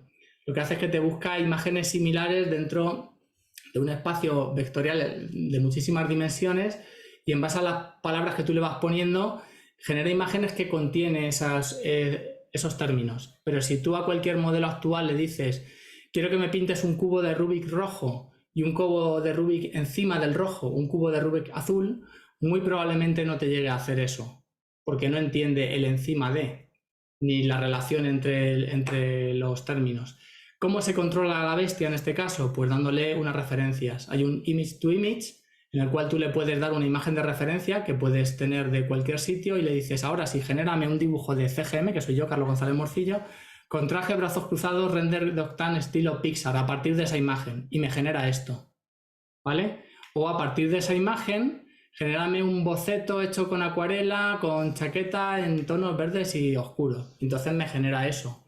O a partir de esta imagen, genérame una imagen de neón de no sé qué tal. Entonces, el guiar el proceso creativo Y dominar a la bestia en realidad es importante. O a partir de este boceto, generar una imagen con fondo plano rojo y negro vestido con ropa en tonos ocres.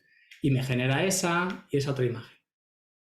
ControlNet es un desarrollo muy reciente que permite tener muchísimo más control sobre el resultado y te permite a partir de una pose generar imágenes como veis ahí y como veis ahí. O a partir de una imagen existente obtener el esqueleto, obtener la pose de los elementos que hay y a partir de ahí generar imágenes de diverso tipo. Digamos que el proceso siempre es de desarrollo incremental. A partir de una imagen puedes ir generando imágenes parecidas antes de ControlNet con el Image to Image, ir generando imágenes que al final convergen a lo que te gusta. ¿Quieres un hombre con aspecto de elefante programando delante de un ordenador? Encuentro una primera que me parece más o menos bien y a partir de ahí voy generando otras. Y luego puedes hacer el outpainting para completar y para generar el fondo. Así, por ejemplo, pues a partir de esa imagen cuadradita, algunos modelos de estos solo generan imágenes cuadradas, puedes hacer outpainting para generar la parte que te falta. Así fue como generé la portada, la primera imagen de esta charla. Se lo pedí en este caso a Midjourney, que es un sistema disponible online, no es software libre, es cerrado, y le dije, un profesor de universidad dictando a un robot. El robot está escribiendo en una máquina de escribir. Fijaos ahí cómo está confundiendo, es lo que os digo, de estos modelos de lenguaje que no entienden. En realidad pone al profesor escribiendo y el robot está mirando.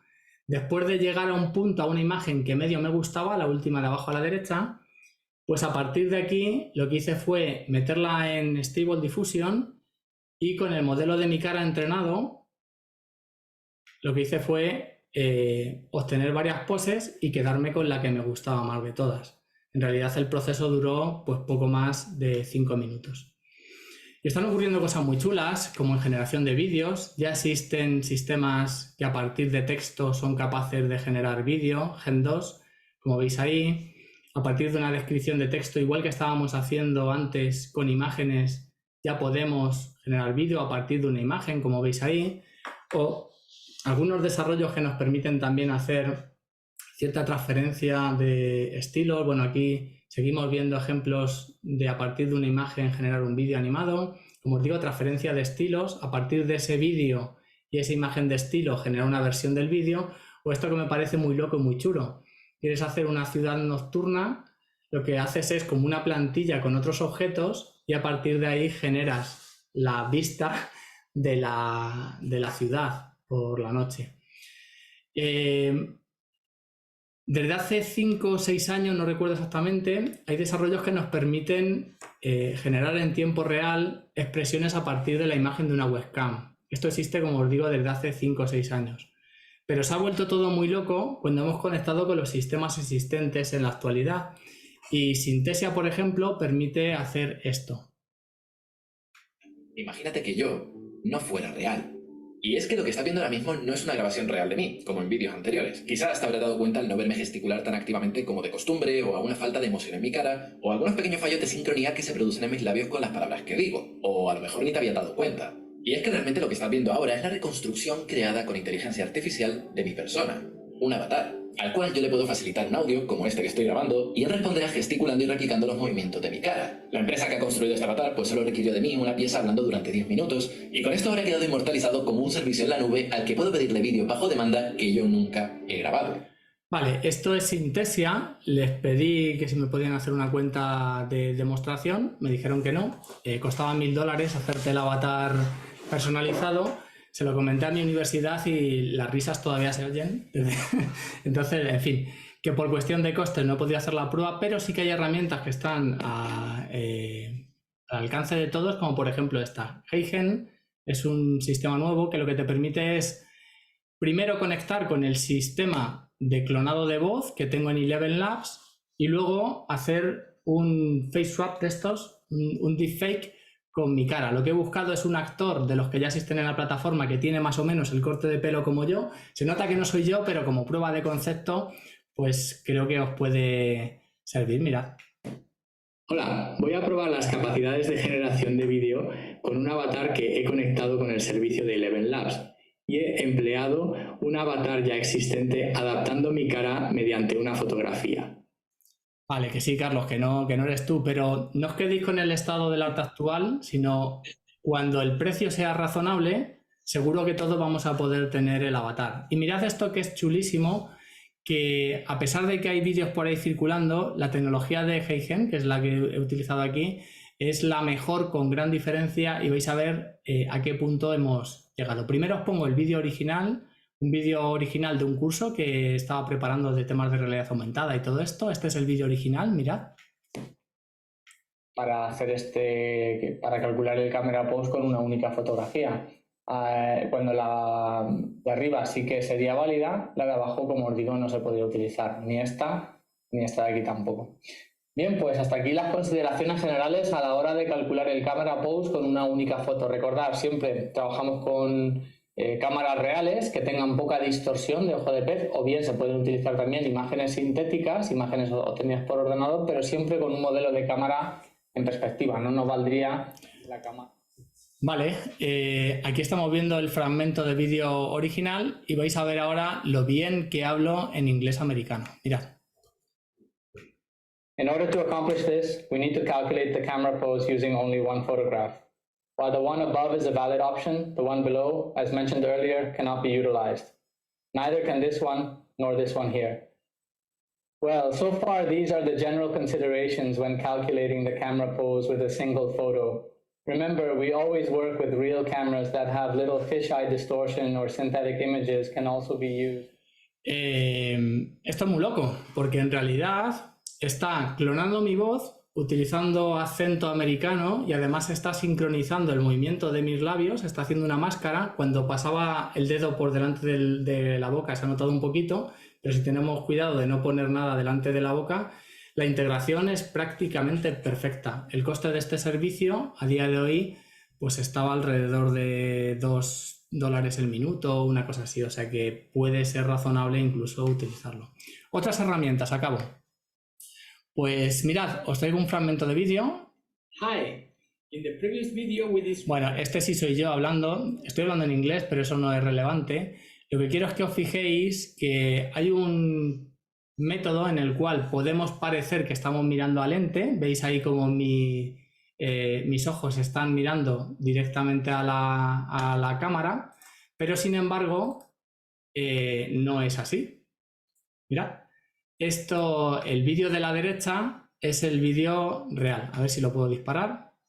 Vale, el vídeo que estáis viendo a la derecha se nota que estoy leyendo un guión y el vídeo de la izquierda en tiempo real es el que se está generando. Mediante NVIDIA Broadcast podemos cambiar en tiempo real hacia dónde estamos mirando. Esto tiene su repercusión cuando hagamos exámenes online.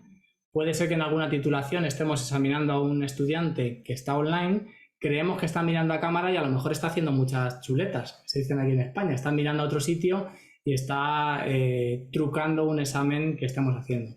A partir con Runaway también se puede hacer un croma y a partir de esa descripción de vídeo y de conseguir que están mirando a cámara se podría montar un vídeo en muy pocos minutos con algo como esto. Hay otras cosas también muy chulas que están pasando, segmentación de imagen. Este es un proyecto de Meta que permite segmentar cualquier objeto que estemos viendo. Como método de amplificación de inteligencia está genial y tiene un servicio también online que podemos subir fotografías y una API de tal forma que podemos programar nuestros propios sistemas que nos van a permitir segmentar imágenes directamente. Esto tiene muchísima aplicación en diversos ámbitos y efectos especiales, proyectos singulares. Este me mola mucho. Este es Wonder Studio. Si es voz humana o voz robotizada, ¿vale? A ver un segundito. ¿Qué ha pasado aquí? A partir del audio. A la izquierda. Vale. Directamente con un clic podemos generar y cambiar el personaje que aparece en pantalla. Otras cuestiones también, podemos hacer mediante redes neuronales copias de objetos 3D en base a un conjunto pequeño de fotografías mediante lo que se denomina NERF.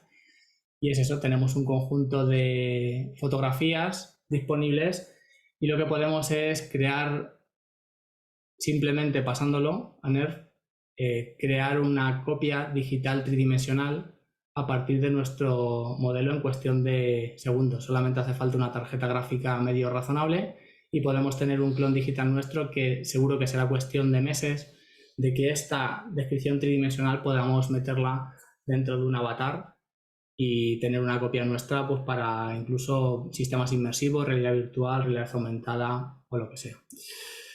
Quería acabar con una última descripción. Mirad. ¿Y ahora qué? Últimos minutitos. Primera pregunta, ¿cómo afectará la inteligencia artificial al capital intelectual? Claro, puede ser que nuestros estudiantes estén pensando exactamente esto. Estamos dedicando un montón de tiempo a hacer una carrera, un posgrado, un curso de especialización, prácticas en empresa y al final todo se va al garete. Y es que no paramos de hablar de inteligencia artificial, proponer herramientas de inteligencia artificial, a ver si nos estamos pasando de frenada. Y ese IA nos puede convertir en algo que no queremos ser. Porque, claro, en un momento en el que existían las calculadoras, desde hace un montón de años, para mí la gracia está en que no en que la gente sepa darle a los botoncitos, sino en que seamos capaces de tener una orientación antes de darle a los botoncitos de qué resultado podría ser. Me da igual que sea 37,8 o 37,91. El caso es que el estudiante me puede decir que está entre 35 y 40. Y a ver si nos pasamos de frenada porque, claro, hay unas capacidades que son intrínsecamente humanas. ¿Para qué andar si existen las escaleras mecánicas? Claro. Esto nadie me lo discutirá. O sea, el hacer el ejercicio físico sin duda es necesario, es imprescindible para mantener la salud. Y hay una serie de componentes de la inteligencia que a lo mejor si delegamos en una máquina desde el pensamiento abstracto, desde la resolución, extraer resúmenes, para mí hay que replantearnos como docentes, primero, qué hacemos con todas estas herramientas y luego en qué dirección empujamos también para tener muy claro que se considerará valioso. En este artículo tan bueno que hizo Nicholas Carr, hablaba de la profundidad del pensamiento y si Google nos estaba haciendo estúpidos. Y en realidad está demostrado de que desde que existe Google y todos estos buscadores, la gente hace una lectura muy superficial de los datos y no se llega a un aprendizaje profundo. Está un libro precioso de Cal Newport, Deep Work, que nos habla de técnicas para focalizar y cómo realizar un procesamiento, un pensamiento profundo. Llegamos a un punto en el cual, y esto es una expresión que he oído a algún estudiante mío, el ordenador como extensión del cerebro, el ordenador o el portátil, como algo realmente necesario. No sé si conocéis este proyecto. No se va a querer disparar el vídeo. Bueno. Como herramienta de productividad sí que lo veo claro. Todas estas herramientas de inteligencia artificial nos van a permitir hacer el trabajo cambiando los índices de productividad. ¿Eso significará que los profesores estaremos ociosos? No. Seguro que nos piden mucho más que hacer en el mismo tiempo, pero pues eso, podremos hacer muchas más tareas. Yo creo que lo realmente importante y significativo es ver si alguien con un poquito más de tiempo o con 10 veces más tiempo es capaz de resolver el problema sin inteligencia artificial, entonces bien, estamos controlando a la bestia. Ahora, si tenemos una dependencia de una inteligencia artificial para hacer algo y si la inteligencia artificial no somos capaces de resolverlo, entonces tenemos un problema, Houston. Yo creo que en esa línea, con esa indicación tan sencilla, podríamos tener una pista de en qué dirección tenemos que empujar para así conseguir más productividad, pero no perder la esencia. Quería acabar con esta idea. Seguro que muchos habéis escuchado, he visto el vídeo incluso de el discurso de apertura de la ceremonia de graduación que dio Steve Jobs y decía, tienes que descubrir lo que te apasiona. La única forma de hacer un buen trabajo es amar lo que se hace. Si todavía no lo has descubierto, sigue buscando y no te acomodes. En realidad, esto se puede ver como la teoría de la pasión. Y la teoría de la pasión, según varios autores, entre ellos Cal Newport y Daniel Pink, dice que es errónea. La teoría de la motivación, de la pasión, de la autodeterminación personal necesita 3 factores o nutrientes. Esta autodeterminación personal es un término utilizado en psicología y dice primero autonomía, competencia y conexión. Autonomía, yo lo veo tanto desde el punto de vista, nosotros como profesores tenemos una profesión que es magnífica. Hablaría de autonomía, de ser autónomos y no dependientes de algo para realizar nuestro trabajo. Está genial tener todas estas herramientas, pero desde mi punto de vista debemos de ser capaces de poder realizarlo también sin ello. La competencia es aquello en lo que nosotros tenemos que poner el foco cuando trabajamos con nuestros estudiantes, darles que sean competentes para el trabajo del futuro. Y ahí también habría que hacer una reflexión sobre qué se considerará valioso en este futuro cercano. No pensar a largo plazo porque no sabemos qué va a ocurrir, pero por lo menos dónde va a estar el valor y cómo se van a poder ganar la vida con aquello que hagan. Y por último, conexión. Y a pesar de crear todas estas herramientas y todos estos avatares virtuales y todos estos inteligencias alienígenas que van a poder escribir por nosotros, la conexión al final se consigue seguramente mirándonos a los ojos, emitiendo esos soniditos por la boca y al final creando esas copias mentales de esas ideas, de esas pasiones, de esos miedos, de esos temores que cada uno tenemos y que hacemos llegar, y de esas ilusiones, como no, a nuestros estudiantes. Y nada más por mi parte, pues muchas gracias por vuestra atención. No sé si tenéis algún comentario. Muchísimas gracias, Carlos. Hay bastantes preguntas, te las voy a ir haciendo.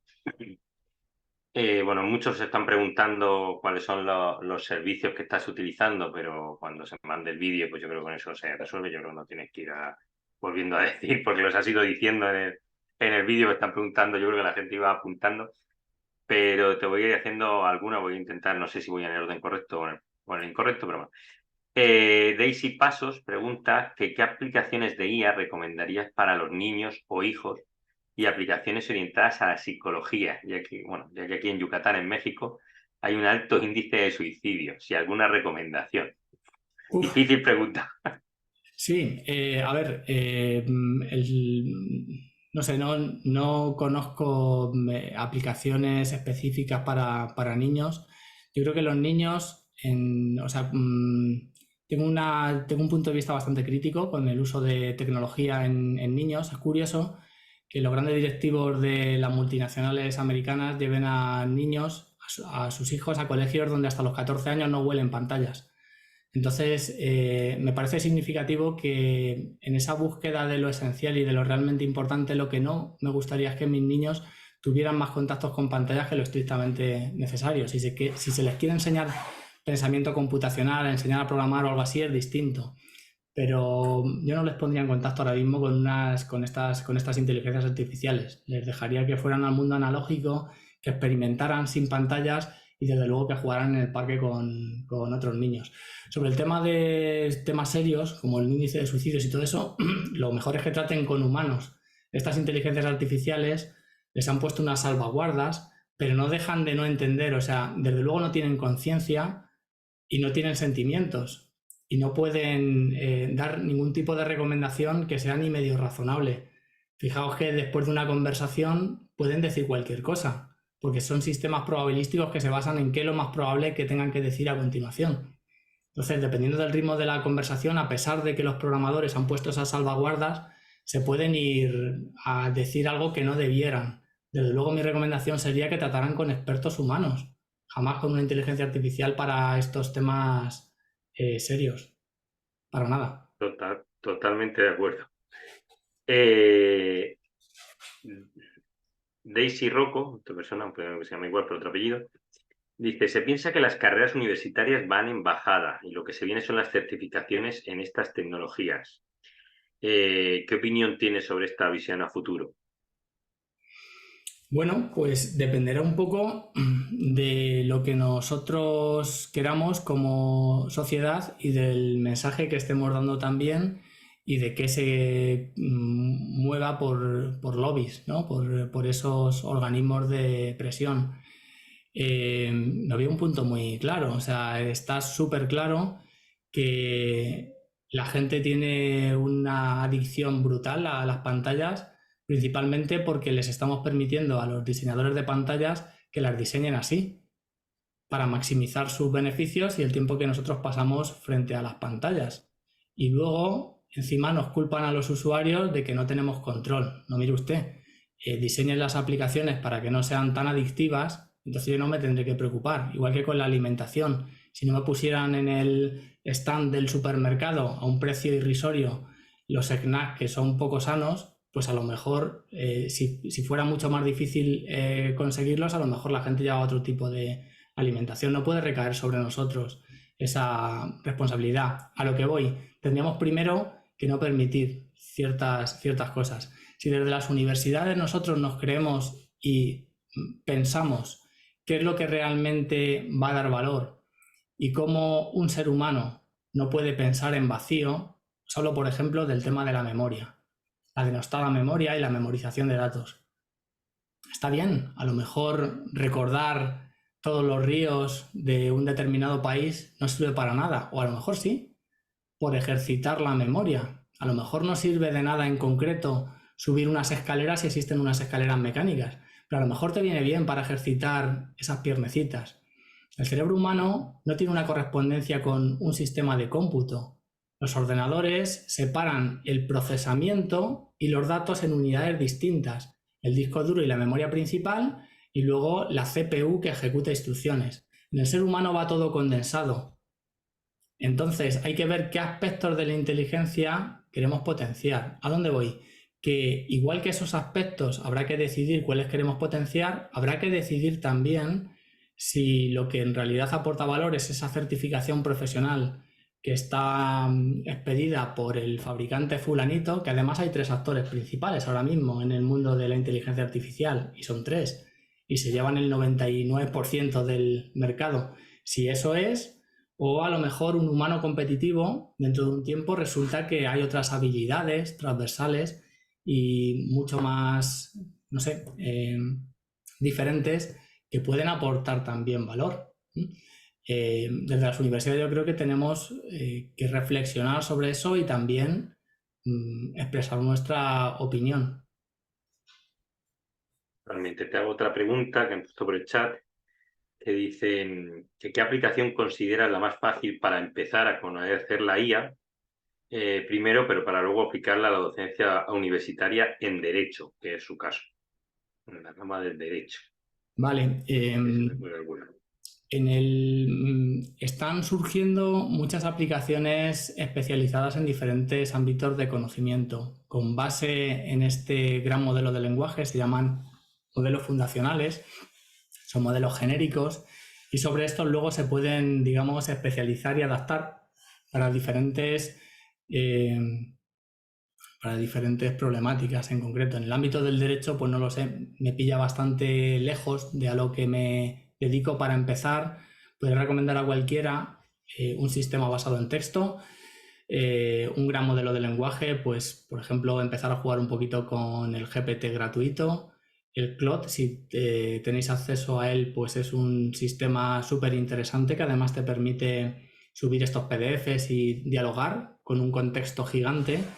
Y cuando ya empecemos a utilizarlo de verdad, seguro que GPT-4 o el Claude Pro pues ofrece unos resultados, ofrece mucho menos tiempo de espera y unos resultados muchísimo mejores. Empezaría por ahí y luego pues aplicabilidad directamente al ámbito del derecho. Seguro que esto de Whisper que les he comentado, de hacer una transcripción de una clase y a partir de ahí retocar y generar unos apuntes, seguro que es algo que van a valorar muchísimo los estudiantes y puede servir también para completar lo que nosotros vamos a exponer durante una clase. Y bueno, las otras herramientas no sé cómo de aplicables son. Para empezar, desde luego, si no lo están utilizando ya, darle una vueltecilla a GPT, y dentro del ámbito del derecho pues habría que ver si hay alguna específica que utilice. Todas al final utilizan un gran modelo de lenguaje como estos y le meten información adicional para personalizar en ese caso de uso o en ese dominio de aplicación. Hay otra pregunta y es si recomiendas alguna herramienta que se pudiera autologar, o sea, que se pudiese de software libre que se puede usar en las universidades para no depender tanto de herramientas tipo OpenAI, etcétera. Algo que las universidades pudieran instalar, por así decirlo, para ponérselo a disposición de sus docentes, entiendo. La pregunta Javier Baquer.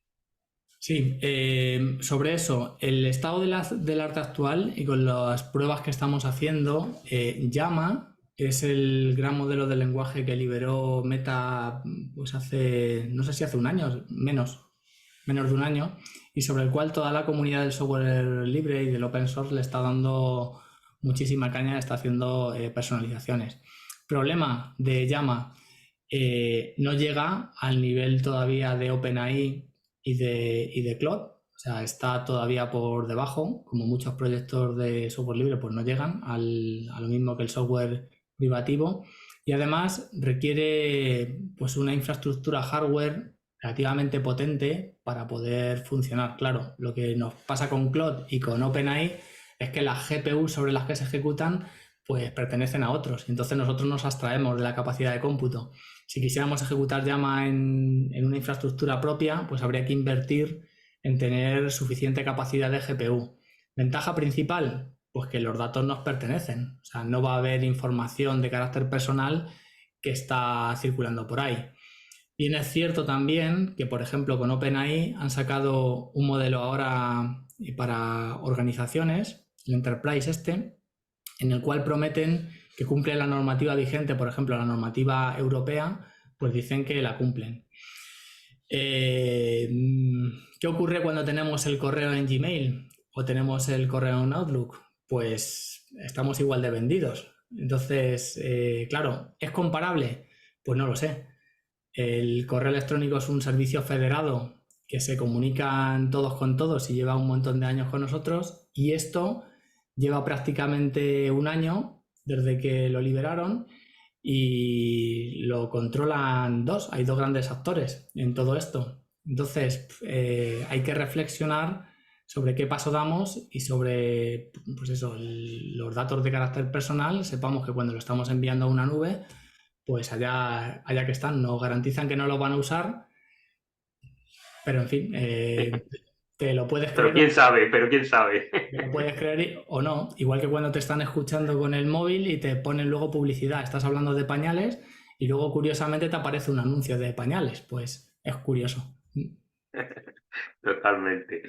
Te voy a hacer un par de preguntas. Hay muchas preguntas, estoy intentando seleccionar para que no se alargue mucho, pero hay una que dice Nayeli González, ¿qué dinámica sugieres para que los estudiantes utilicen IA para enriquecer las clases, pero que no sea necesariamente ChatGPT? Si utilizas alguna dinámica en tus clases o algo.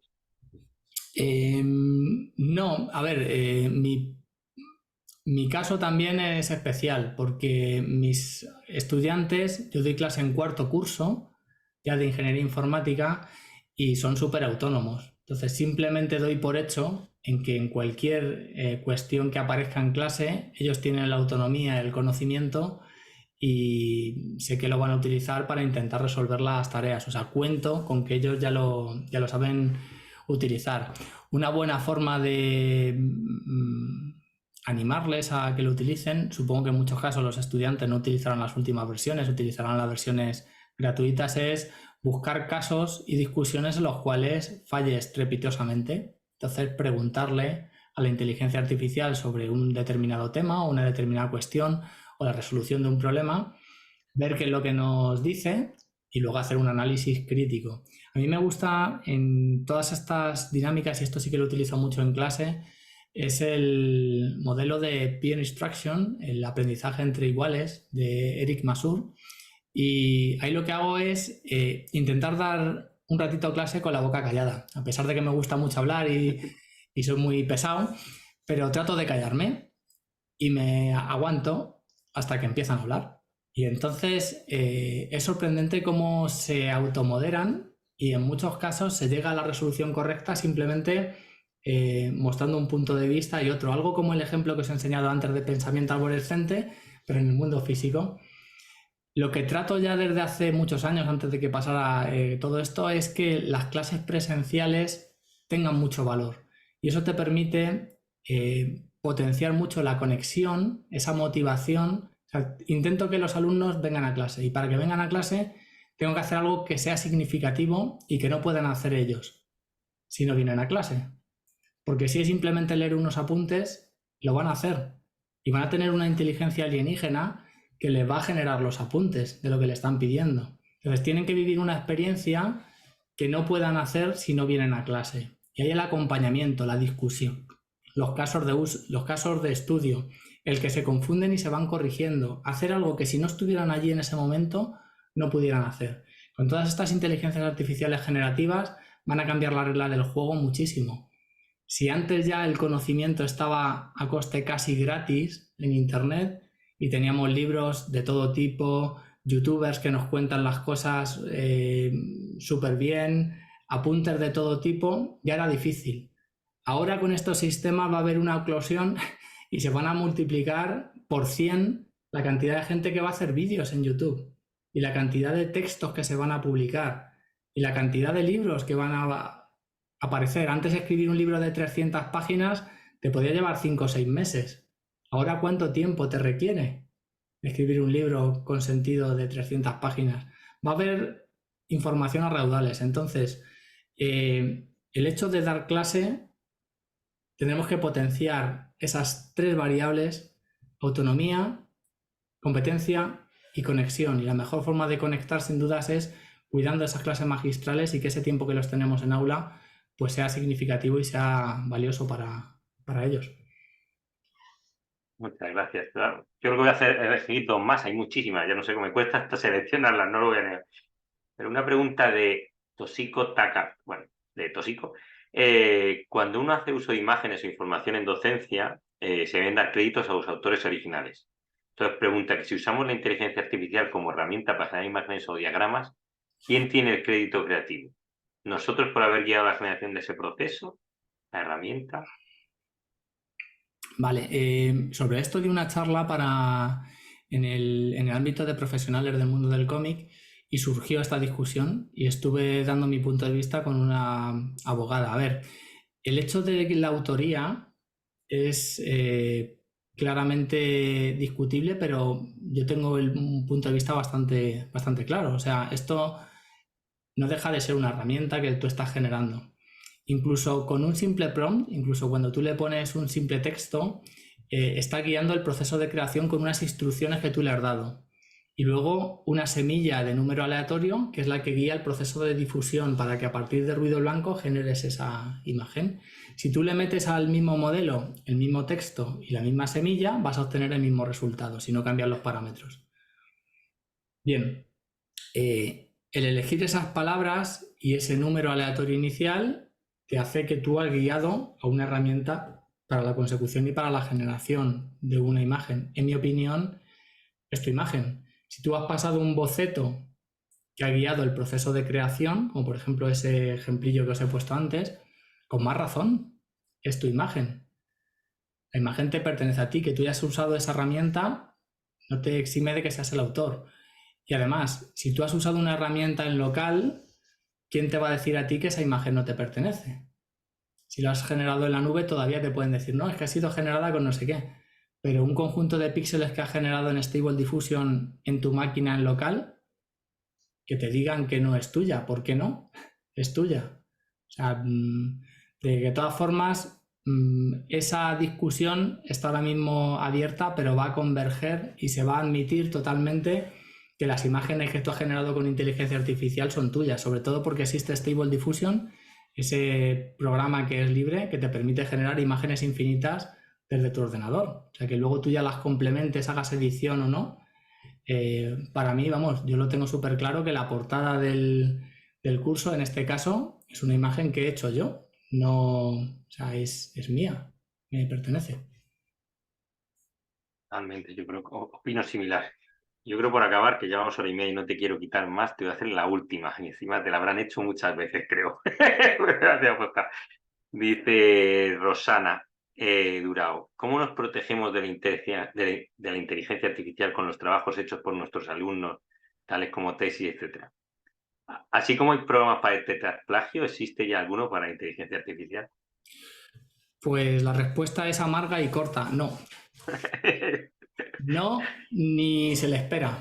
Es un proceso que no tiene inversa. O sea, a partir de un texto hay herramientas que te dan un índice, pero fallan muchísimo y no van a funcionar bien.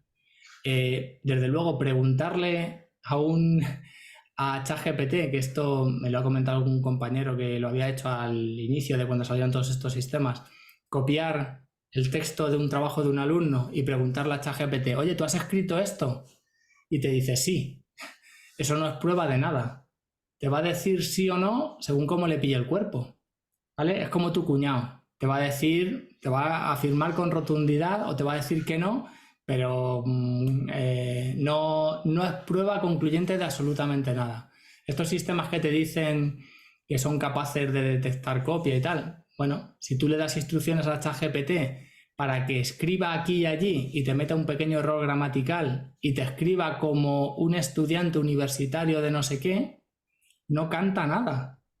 Es que claro, si el estudiante sabes que tiene una prosa, digamos, deficiente y luego te escribe un trabajo académico perfecto, pues te mosquea un poquillo. Pero si ese mismo estudiante le dice, oye, inclúyeme pequeños errores en la escritura del texto, te lo comes y no eres capaz de ver que en realidad ha hecho esa trampa. La respuesta, como os digo, es amarga y ni contéis con las herramientas ni ahora ni en el futuro cercano. Lo dijo también Sam Altman, el CEO de OpenAI, porque le preguntaron también sobre esto y dijo eso, que no iban a existir herramientas para eso. Pues yo creo que no, por no alargarlo más, porque ya llevamos 1 hora y media, aunque hay muchísimas preguntas, hay unas cuantas preguntas sobre el uso ético de la IA, que es un tema muy candente en muchos sectores y en la educación también. Pero bueno, yo creo que por no gastar más de tu tiempo, darte las gracias por haberme dejado liarte a que participara en este webinar. Porque, para que no sepa, yo creo que yo te conocí en la sectorial de Clotic, me encantó tu charla y ahí creímos que podía ser muy interesante para todo Iberoamérica. Y darte las gracias. Solo comentar antes de dar paso a José Luis para unas palabras de cierre que el mes que viene vamos a organizar otro webinar orientado a la evaluación, todo lo que puede usarse con inteligencia artificial para evaluación de exámenes, trabajos, etcétera, cómo puede ayudar a los docentes. Y nada, doy paso a José Luis para que pueda cerrar. Muchísimas gracias, Muchas Carlos. gracias, Javi, Susana, Manuel y Carlos. Pues más que una pregunta, para cerrar este maravilloso seminario web, tu perspectiva, tu opinión. ¿Tú cómo ves el futuro de esta generación de contenidos educativos a través de la inteligencia artificial? Sabemos que va muy rápido, pero bueno, ¿cómo lo ves al corto, mediano y largo plazos? Bueno, pues al corto y medio plazo creo que van a aparecer cosas que nos van a hacer boom la cabeza. Lo del asunto multimodal ese que os he enseñado en GPT va a ser capaz de identificar otros medios de comunicación, ya sea audio directamente, con Whisper se puede integrar fácilmente, reconocimiento de imágenes, que ya pues hay avances súper fuertes, en vídeo, o sea, vamos a poder comunicarnos con estos grandes modelos de lenguaje multimodalmente. Ya no solamente van a poder afrontar cualquier tipo de tarea, sino que vamos a poder también comunicarnos con ellos y van a aprender de diferentes fuentes, lo cual va a ser muy loco. Y además, algo que está pasando ahora es que nosotros estamos valorando las imágenes, estamos valorando los textos. Cuando le preguntamos algo a GPT y no da el resultado correcto, le volvemos a preguntar y te dicen si bien o mal, ¿verdad? Cuando le pides una imagen a Midjourney te genera 4 y tú eliges cuál de las 4 es la buena. Y todo esto, aunque todos estos sistemas son de autoaprendizaje, ¿vale? Son autosupervisados, se llaman. los primeros sistemas de deep learning requerían que los humanos dijeran qué era cada cosa. La verdadera eclosión ha sido con la gran disponibilidad de datos, algo que comenté en un momento de la charla, hace que estos sistemas se puedan autoentrenar sin necesidad de que el humano esté ahí. Pero ahora estamos nosotros humanos dándole feedback sobre qué contenido es mejor del cual están generando, con lo cual vamos a tener una segunda oleada de sistemas de este tipo que van a ser mucho mejores que los que tenemos actualmente. Simplemente por esa realimentación que estamos dando, nosotros le estamos diciendo qué es bueno y qué es malo. Y permitidme la expresión, cuando en algún podcast o en algún foro he oído, sí, pero los sistemas van a ir cada vez peor porque se van a alimentar, entre comillas, de su propia mierda, ¿no? O sea, información sintetizada no se puede volver a utilizar para retroalimentar el sistema, no. Es que la diferencia está en que millones de humanos estamos diciendo cuál de esa información es buena y cuál no. Por tanto, no es un reaprendizaje a ciegas, sino que no solamente estamos entrenando la máquina, sino que estamos pagando por ello. Estamos usando Midjourney, estamos usando GPT-4 y estamos alimentando a la bestia y estamos decidiendo qué contenido es bueno y cuáles no. Entonces, con estas dos cositas, multimodalidad y ese reentrenamiento que estamos haciendo los humanos, vamos a tener sistemas que van a ser mucho mejores. No sé cuánto tardarán. De hecho, por ejemplo, ayer mismo enseñaron, se publicó DALL-E 3, que es un sistema que permite generar imágenes, pero ya entendiendo las diferencias en el texto.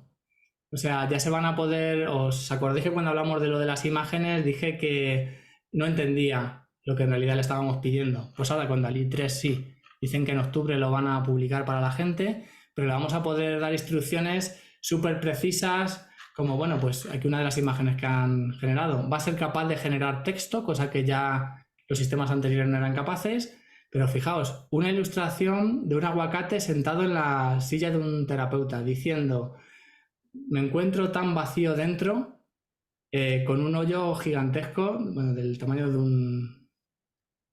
dice el terapeuta, una cuchara, toma notas. Fijaos el nivel de entendimiento de lo que le estamos pidiendo, y eso lo vamos a tener ya en octubre.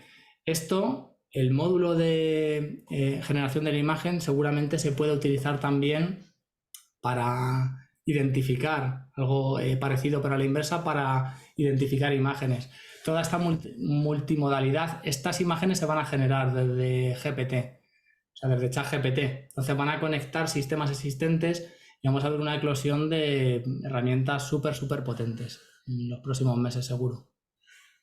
Es impresionante y definitivamente creo que no dejará de maravillarnos lo que va sucediendo, este futuro tan cercano, tan acelerado, y creo que pues debemos estar listos a ello, y sobre todo al día en el sentido de nuestro quehacer, en este caso sobre todo los docentes, que son los líderes que forman a futuros líderes de los estudiantes. Pues vamos a cerrar ahora sí. Por ahí alguien levantó la mano, pero ya la bajó. Pues, por los tiempos y como bien comentaban, no abusando de tu tiempo y de tu generosidad, Carlos, tu gran generosidad, pues evidentemente agradecer a todos, agradecer esta asistencia al panel orquestando tus contenidos educativos, cómo utilizar la inteligencia artificial para crear y adaptar contenidos docentes basados en texto, imágenes, video y audio. Y nuevamente, Carlos González Morcillo, director académico del Vicerrectorado de Transformación y Estrategia Digital, catedrático de la Universidad Escuela Superior de Informática de la Universidad Castilla-La Mancha. De verdad, es un honor poder contar contigo y por supuesto que seas cómplice de este maravilloso proyecto denominado MetaRed TIC. ¿Qué más queda que agradecer y que no sea la última, que sea una de tantas, en donde podamos intercambiar tanta información valiosa y algo que fue muy importante, de una manera tan directa y tan divertida, que eso quisiera volver a vivirlo. Muchas gracias a todos. Un saludo a todos los que se conectaron desde distintos países, que eso es algo muy interesante. Colegas de Argentina, Brasil, Centroamérica y Caribe, de Chile, de Colombia, de Ecuador, de México, obviamente, de Perú, de Portugal y, por supuesto, de España, de donde está emanando este seminario web. ¿Qué más que darles un abrazo desde la Ciudad de México y seguimos en contacto? Muchas gracias a todos. Muchas gracias a todos, a vosotros. Muchísimas gracias. Pues nada, Muchas gracias a finalizado todos. el webinar y os esperamos en el próximo para la parte de evaluación. Un fuerte abrazo a todos. Muchas gracias. Chao, gracias, Carlos. Gracias a vosotros. Abrazo. Un abrazo. Chao, José Luis. Hasta luego, Susana, Manolo, Javier, Carlos. Luego nos vemos en unas semanas, mejor dicho. Unas semanas en